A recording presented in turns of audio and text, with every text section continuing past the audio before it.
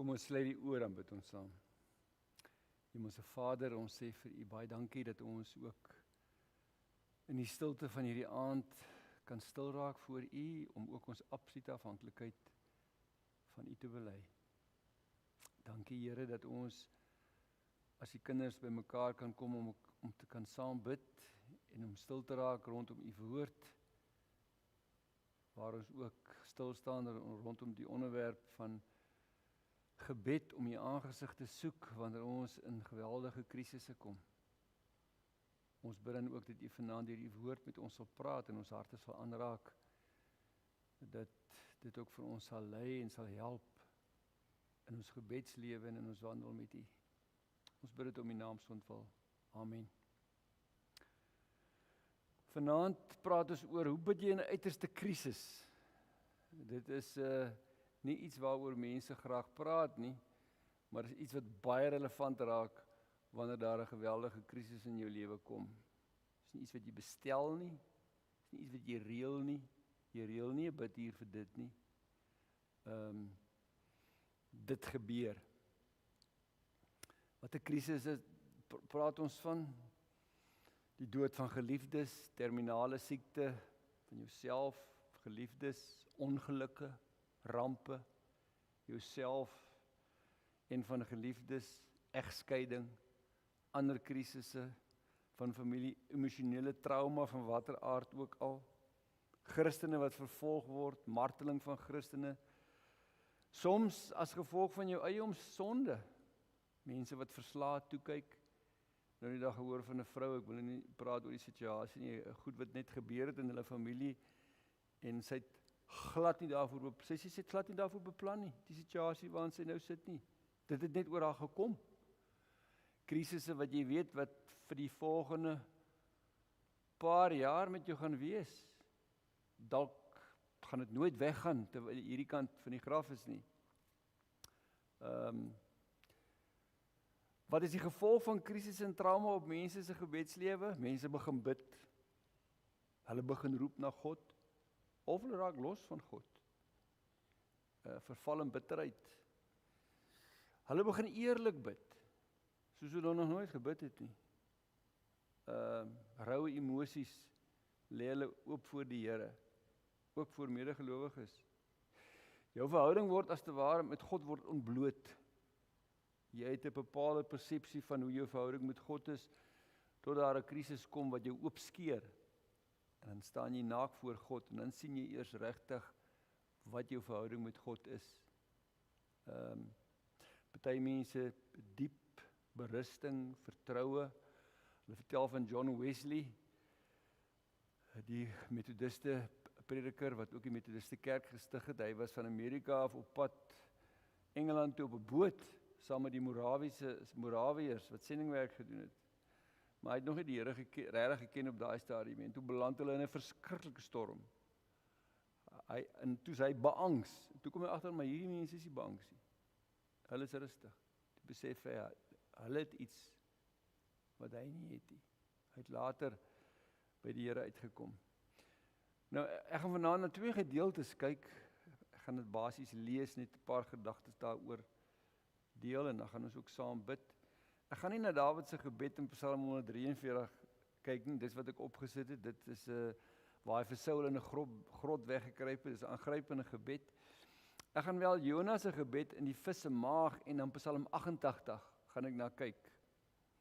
Nou Jonas se gebed bid hy nadat hy in slegte omstandighede beland deur sy eie ongehoorsaamheid wat hy oor hom gebring het. En baie keer is baie van die goed wat ons gebeur doodgewoon ons eie ongehoorsaamheid. Psalm 88, wat ek ook gaan lees, is uniek in die psalms waar die digter aan eindelose ellendes en rampe onderwerp word sonder enige hoop. Sy geloof en vertroue in God word tot die uiterste beproef. Waarskynlik die ergste in die hele Bybel. Daar is nie nog so 'n gebed in die hele Bybel soos Psalm 88 nie. Jy kan Job daarmee vergelyk. Maar kom ons gaan kyk na Jona. Jona se ongehoorsaamheid en sy opdrag. Jy ken almal die verhaal van Jona. Die woord van die Here het tot Jona gekom. Staan op, gaan na Ninive. Die Here sê die kwaad van hulle het opgestyg voor my. En Maar Jona het nie gegaan nie, hy het gevlug. Daar staan hy het weggevlug van die teenwoordigheid van die Here af. Hy het gegaan na Jafu, die Joppe waarvan ons ook later lees, op 'n skip geklim op pad na Tarsis. Hy het weg van die teenwoordigheid van die Here afgevlug, maar jy kan nie weg van die Here se teenwoordigheid vlug nie. En toe die Here 'n sterk wind gestuur, oor die see laat opkom, daar was 'n groot storm, en die skip was op die punt om in stukke te breek. En die matrose was bang, lees ons, en hulle het na God om hulp geroep. So wat vind ons hier? Krisis. Die matrose bid.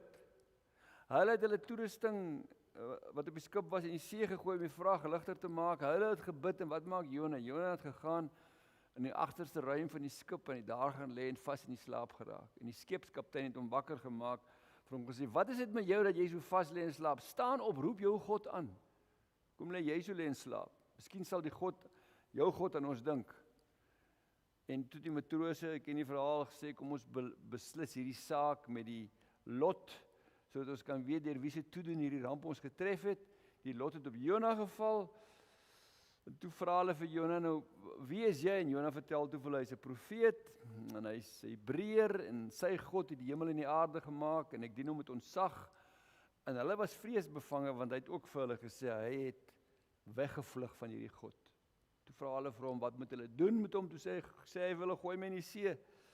Maar hulle wou nie, hulle was bang, want hulle het geweet wie sy God is. Toe probeer hulle weer hard roei, om weg te kom, maar hulle kry dit nie reg nie, want die see het al hoe onstuimiger geraak.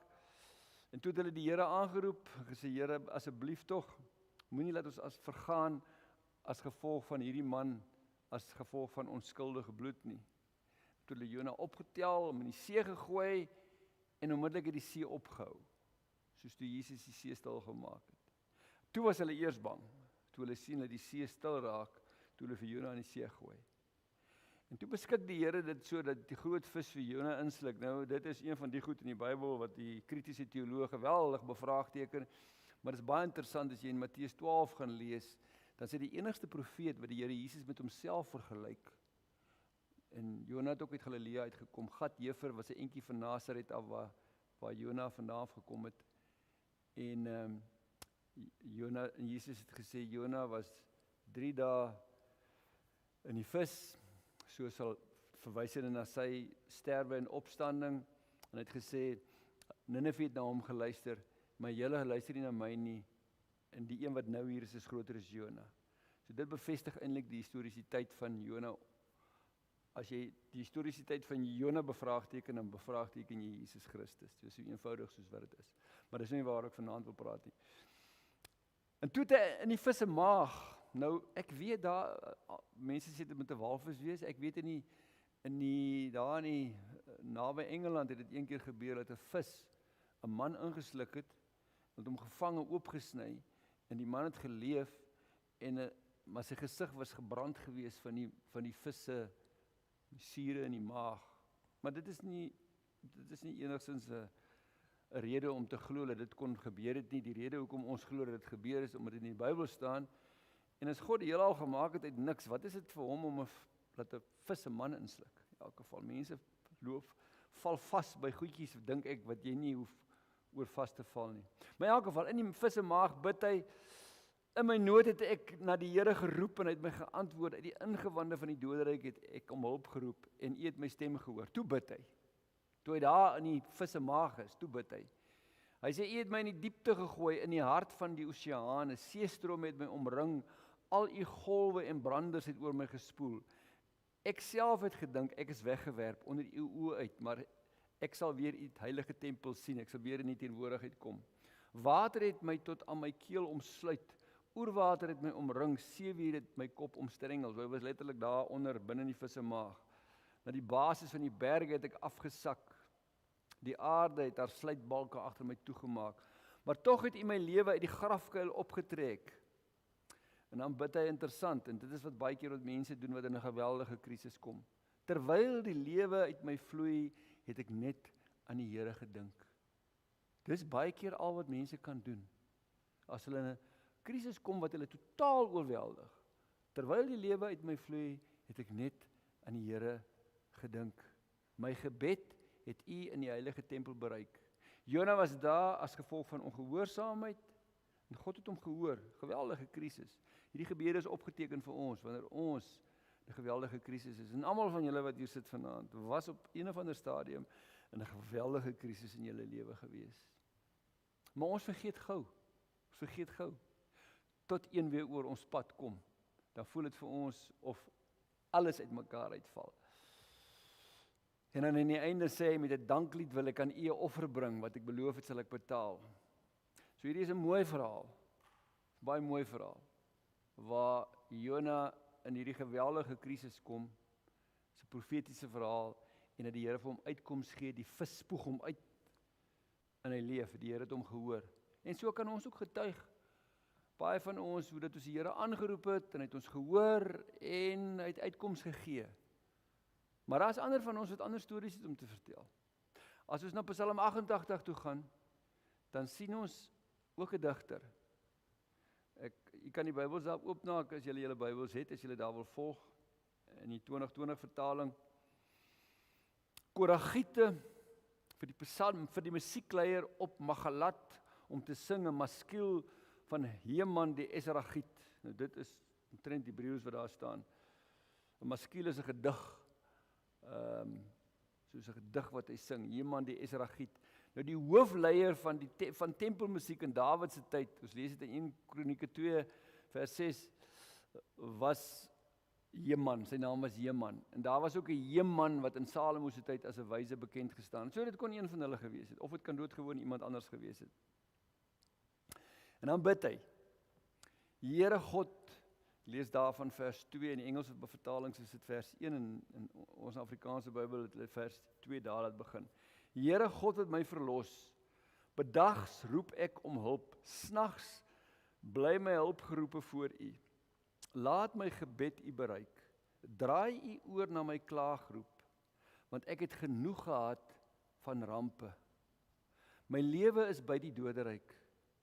Ek word gereken by die wat afdaal in die put. Ek het geword soos 'n sterk man sonder krag, vrygelaat onder die dooies, soos gesneuweldes wat in 'n graf lê. Ek is al so goed soos dood. Kan na siekte ook verwys. Dit kan net sy situasie beskryf. Soos gesneuweldes wat in 'n graf lê, aan wie U nie meer dink nie, hulle wat afgesny is van die hand. U het my in die diepste put geplaas, in donker plekke, in die dieptes. Hy besef, God is in beheer. Dis nie die duiwel nie. Die Here kan die toelaat dat die duiwel dinge doen. Hy besef, dis God wat in beheer is, dis God wat toelaat dat hierdie goed met hom gebeur. U woede rus swaar op my, met al U golwe onderdruk U my. Besef, dis God in sy almag, dit moet hom laat gebeur. U het my bekendes van my verwyder. U het my iets afstootliks gemaak vir hulle. Ek is opgesluit en kan nie uitkom nie. My oë verdof van ellende. Dit klink soos 'n man wat op 'n sterfbed lê, wat besig is om dood te gaan, of 'n man wat verskriklik lyding deurgaan, of 'n man wat verskriklik martel word, of iemand wat sy situasie is so erg, dat daar vir hom net geen lig is nie. Hy's afgesny van God. Ek roep na U, Here, elke dag. Ek strek my handpalms na U uit. Kan U aan dooies 'n wonder doen? Of skimme, kan hulle opstaan, kan hulle U prys? Wat hy eintlik wil sê is, Here, as ek dood is, dan kan U nie meer my situasie verander nie. U moet my situasie verander terwyl ek lewe. Word daar in die graf gepraat oor die troue liefde? Vir die Jode was dit, het dit baie daaroor gegaan dat jy moet vir God loof en prys. En wat hy sê, Here, as ek in die graf is, dan kan ek U nie meer loof en prys nie. Dan is ek nie meer daar nie. Dis eintlik wat hy wil sê. Word daar in die graf gepraat oor die troue liefde, oor die betroubaarheid in die onderwêreld. Ek kan nie van U getuig as ek in die graf lê nie. Dan die einde totaal aangebreek. Is U wonders bekend in die duisternis? Ek kan nie dan oor U praat nie. En U geregtigheid in die land van vergetelheid. So dis hy's op die randjie van die dood. En dan sê hy nog steeds, ek roep na U, Here, elke dag. En ek, na U roep ek om hulp, Here. Elke oggend kom my gebed voor U. Sien, hy bid getrou. Waarom, Here, verstoot U my? Verberg U gesig vir my? Ek is magteloos in doodsgevaar van my jeug af. So dis iets wat hy met sy lewe lank saam moet hom dra. Dit kan siekte gewees het, dit kan iets anders ook wees. Daar's 'n uitsigloosheid. Dit lyk nie of dit gaan verander nie. Dit lyk nie of dit gaan weggaan nie. Ek is magteloos in doodsgevaar van my jeug af. Versla dra ek U verskrikkinge. Hy is versla, maar hy hou aan met roep. Hy hou aan met bid. Oor my het die gloed van U toorn gebreek. U verskrikkinge vernietig my. Die hele dag omring dit my soos water, dit omsluit my heeltemal. U geliefdes, U het geliefdes en vriende van my verwyder. Ook mense wat na hom was, het omgedraai en weggestap. Hulle was nie meer lus vir dit nie. Was hy nog alleen ook. En dan sluit hy die Psalm af met, my vertroueling is die duisternis. Daar stop hy. Dis eintlik 'n aangrypende Psalm.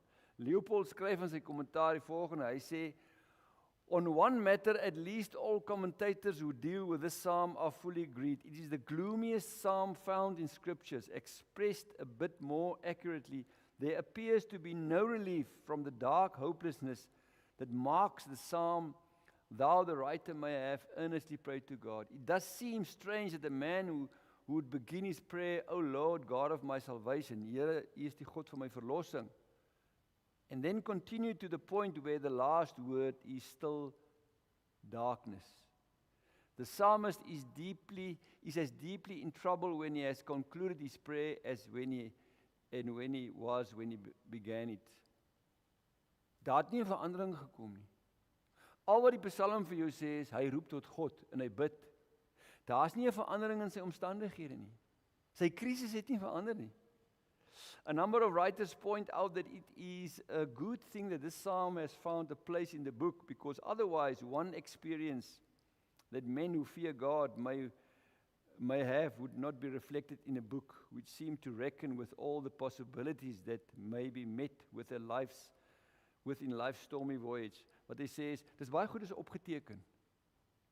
Want as mense wat dit beleef op aarde as gelowiges.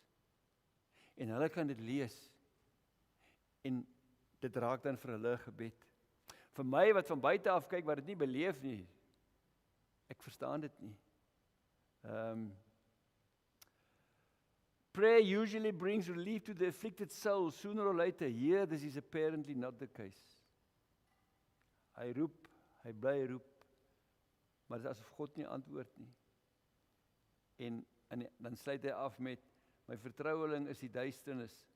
En as jy mens mooi gaan kyk, Here God het my verlos, bid hy. Ek roep na U, Here, elke dag. En na U roep ek om hulp, Here, elke oggend. So Psalm 88 vertel die verhaal van ons ongekende, oënskynlik sinlose lyding en 'n uitroep na God waar dit vir die psalmis voel asof God glad nie hoor nie. Miskien was jy al daar. Waar jy gebid het en gebid het en gebid het en jy gedink het, maar God hoor nie. En hoe meer ek bid, hoe minder hoor hy. En die donker en die duisternis gaan nie weg nie. Die enigste persoon wat dit lyk of wat 'n mens kan gaan kyk hier, is ooreenkomste met Job. Nou as jy in so 'n krisis kom, en jy ken nie die Here nie, dan gaan jy nie so bid nie.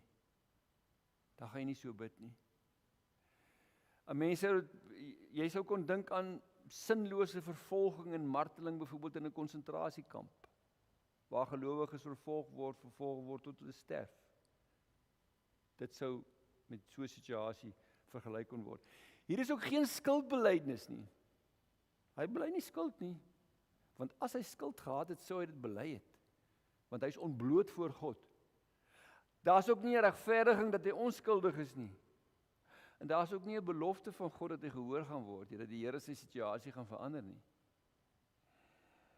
As 'n mens na die Psalm kyk, dan sien jy die Psalm wil eintlik vir ons sê, hierdie lewe is nie die einde nie. God se doel en plan is heeltemal verborge vir die digter. En dit kan ook wees. Dat God se doel en plan met goed wat met jou gebeur, heeltemal verborge is. jy het nie gaan sien nie. Partykeer sien ons. Partykeer val goed vir ons mooi in plek. Partykeer is Romeine 8 wat sê alles sal ten goeie meewerk. Dit is, partykeer sien ons dit in hierdie lewe, partykeer sien ons dit glad nie. Want dit gaan eers, hierna gaan dit ten goeie meewerk. Wat hierdie man se situasie sleg maak is, mense van buite gee pad, sy vriende, sy familie, hulle wil nie hiermee geassosieer word nie. Dis mos nie lekker om heeltyd in so mense teenwoordigheid te wees nie. Jy gee later pad.